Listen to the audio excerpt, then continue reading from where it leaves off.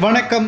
சற்று முன் கிடைக்கப்பெற்ற மிக மிக முக்கியமான செய்தி ஒன்று வெளியாகி உள்ளது. யாரும் எதிர்பார்க்காத வகையில் எடப்பாடி பழனிசாமியின் பதவி பறிக்கப்பட்டுள்ளது. மேலும் இது அதிமுகவில் பேரதிர்ச்சியை ஏற்படுத்தியுள்ளது. பொதுச்செயலாளர் பதவியே சமூக வலைதளங்களில் எடப்பாடி பயன்படுத்தக்கூடாது என்று நீதிமன்றம் ஏற்கனவே தெரிவித்திருந்த நிலையில் அதை மீண்டும் உறுதிப்படுத்தும் விதமாக நேற்று மாலை சென்னை உயர்நீதிமன்றம் அதிகாரப்பூர்வமான அறிவிப்பை வெளியிட்டுள்ளது. இதனால் ஒட்டுமொத்த எடப்பாடி பழனிசாமியின் ஆதரவாளர்களும் அதிர்ச்சியடைந்துள்ளார்கள். தொடர்ச்சியாக ஓபிஎஸ்ஸிற்கு ஆதரவான தகவல்களும் எடப்பாடி பழனிசாமி அவர்களுக்கு எதிரான தகவல்களும் வந்து கொண்டிருக்கக்கூடிய அதே வேளையில் ஓபிஎஸ் அவர்கள் அதிமுகவை கைப்பற்றி விடுவார் என்ற தகவலும் கிடைக்கப்பெற்றுள்ளது.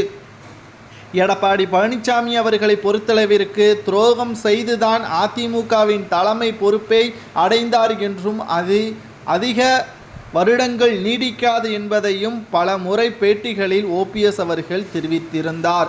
ஆனால் தற்பொழுது அது நடக்கக்கூடிய வாய்ப்புகளையும் ஏற்படுத்தியுள்ளது.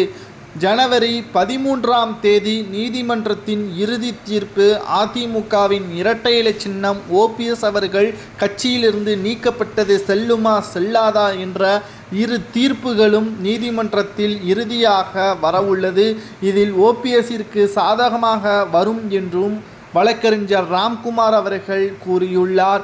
ஆதாரங்கள் அனைத்தையும் சமர்ப்பித்துள்ளோம் என்றும் இதனால் ஓபிஎஸ் அவர்களுக்கு இந்த இறுதி தீர்ப்பு சாதகமாக வந்துவிட்டால் ஒட்டுமொத்த அதிமுகவின் அரசியலும் தலைகீழாக மாறும் என்றும் கூட்டணிகளில் மாற்றம் ஏற்படும் என்றும் இதனால் பல்வேறு மாற்றங்களுடன் சட்டப்பேரவை தேர்தலை சந்திக்கக்கூடிய வாய்ப்பையும் உருவாக்கும் என்றும் கட்சியிலிருந்து நீக்கப்பட்ட சசிகலா அவர்கள் உட்பட மீண்டும் கட்சியில் இணைக்கப்படலாம். அவருக்கு பொதுச்செயலாளர் பதவி கொடுக்கப்படுமா என்று பார்க்குமையானால் நிச்சயமாக கிடையாது. ஆலோசகர் என்ற பதவி வழங்கப்படலாம் என்ற தகவலும் மறைந்த முதல்வர் ஜெயலலிதா அவர்களது இடத்தை யாராலும் நிரப்ப முடியாது என்பதற்காகவே இந்த நடைமுறைப்படுத்தப்படும் என்பதையும் வழக்கறிஞர் ராம்குமார் அவர்கள் தெரிவித்திருக்கிறார்.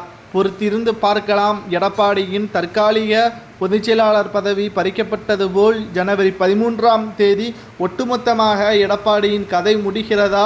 ஓபிஎஸ் அவர்கள் மீண்டும் அதிமுகவை கைப்பற்றுகிறாரா? கடைசி நேரத்தில் வழக்கு திடீரென்று எடப்பாடிக்கு சாதகமாக வந்தால் ஓபிஎஸ்ஸின் நிலைமை என்ன என்ற பல்வேறு கேள்விகளும் சமூக வலைதளங்களில் வைரலாக பரவி வருகிறது.